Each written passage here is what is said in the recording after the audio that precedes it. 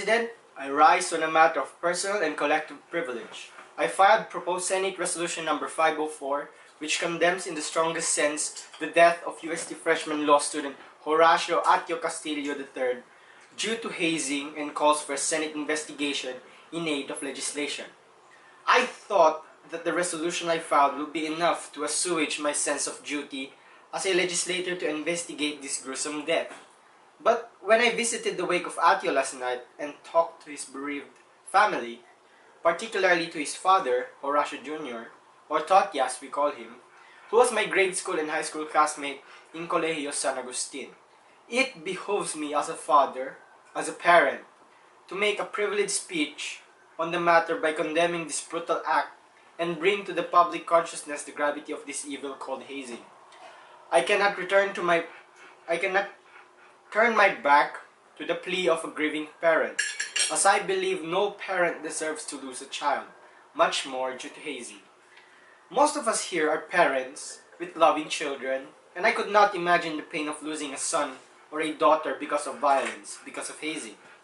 I would feel that that would be the most tragic event to happen to me or to my family. God forbid. And we do not wish that to happen to any parent, to any family. Mr. President, dear colleagues, with us today, and probably you might have seen her during the committee hearings the past weeks, as she has been an intern in my office for several weeks now, is Nicole Castillo, the only sister of Atio. She came here and left her brother's side when she learned that I will deliver a privileged speech on the death of her beloved Atio. And we would like to extend our deepest condolences to Nicole and her family. Atio, the only son of Toti and Camille, was a loving and dutiful son and brother to Nicole. He was a student leader in UST during his undergraduate studies. He was a fan of the Senate and repeatedly told his father that he wanted to be a senator one day. Now, that would never come. We join the family in their cry for justice for Atio. Let justice be served in this case. I will briefly cite the circumstances leading to the death of Atio. On Saturday, September 16, Atio informed his friends that he will attend the welcoming ceremony of the Aegis Juris Fraternity in UST and will be home by Sunday morning. Come Sunday morning, initial reports stated that Atio's body was discovered by a Good Samaritan, John Paul Solano, on September 17 at about 7:30 a.m. in the sidewalk at the corner of Honorio Lopez Boulevard and Infanta Street in Balut, Tondo, Maynila. As claimed by John Paul Solano, after buying a cigarette from a nearby store, he found the body of Atio in the sidewalk, flagged down a passing pickup, and together with some bystanders, took Atio to the Chinese General Hospital. The doctors at the hospital declared Atio dead on arrival. The officials of the Barangay 133 in Manila, however, dispute the accounts of John Paul Solano. They said that there was no such incident that happened in the area after reviewing the CCTV footage at the time the body was supposedly found.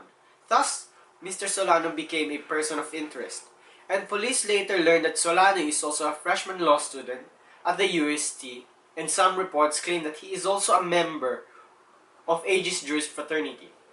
That is so much for coincidence, Mr. President. It will be a breakthrough in the investigation if Mr. Solano will tell all he knows about the incident. Mr. President, the action of Dean Nilo Divina of the UST Faculty of Civil Law in suspending the members of the Aegis Juris members and preventing them from attending classes or entering the school premises is highly suspicious. It will give the investigators a hard time in locating and finding the Aegis Juris members and ask them about the case. This was echoed by the Manila Police District officers in their press briefing this morning. Thus, I challenged Dean Divina and other faculty members of the UST Faculty of Civil Law, who are also members of the Aegis Juris, to cooperate in the investigation and to tell all they know about the incident. I have also received reports that the members of the Aegis Juris Fraternity were told to leave the country, or probably some may have already left the country. Thus, I call on authorities to place them on their watch list or on hold departure order by the Bureau of Immigration. Mr. President, No one, I repeat, no one deserves to die from hazing.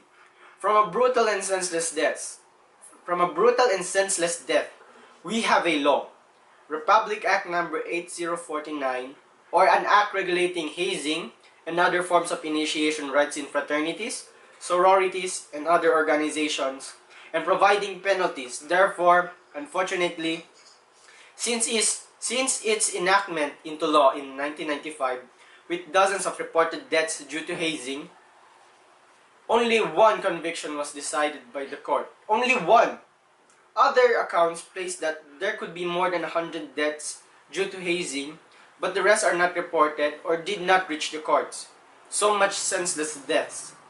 My dearest colleagues, so much wasted youth. The bright future of these students suddenly gone, as was the case of Atio Castillo. We nurture our children from the cradle, teach them how to take their first steps as a child, tutor them with their difficult subjects. We teach them, even with difficult topics such as the birds and the bees, how to treat their dates with respect. In other words, we do everything for them to become a perfect human being. Then in one instance, all that we have done, our bundle of joy, is taken away from us, tortured, and killed by the same people who your child considers as his brothers and protectors. Mr. President, I cringe at the thought that the current law, RA 8049, has been just a law in paper. Ineffective, if not futile, in regulating and preventing deaths from hazing. I feel ashamed that all these years, while our youth are dying, have done not enough. Clearly, regulating hazing as specified in the current law is a failure. What could be the reason, Mr. President? 1. Regulating it as specified in Section 2 and 3 of RA 8049 to report to school authorities the initiation rites and that the school will assign at least 2 representatives during the initiation or hazing is not being followed. No fraternity will allow an intruder or non-member to witness their initiation rites and learn of their initiation. Thus, most of these initiation rites are not reported by the school authorities. Second, when a crime such as this happens, the problem is exacerbated by the protection of the killers by the fellow fraternity members or brods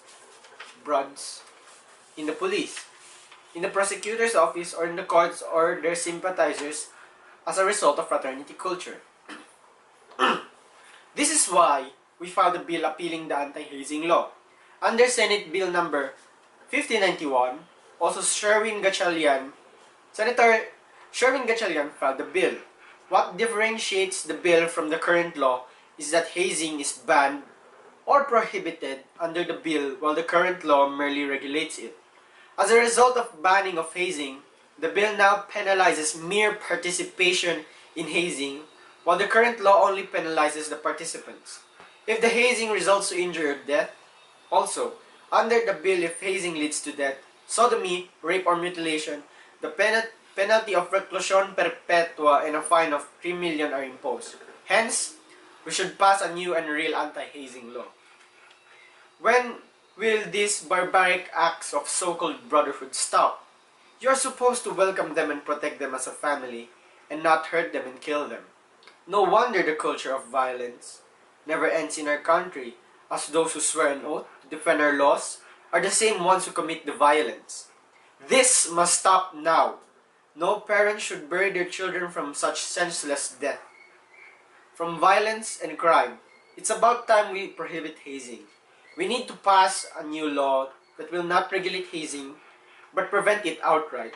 Brotherhood or sisterhood should not be realized at the expense of the lives and the future of our youth. We should stop this senseless death of our youth. Thank you, Mr. President.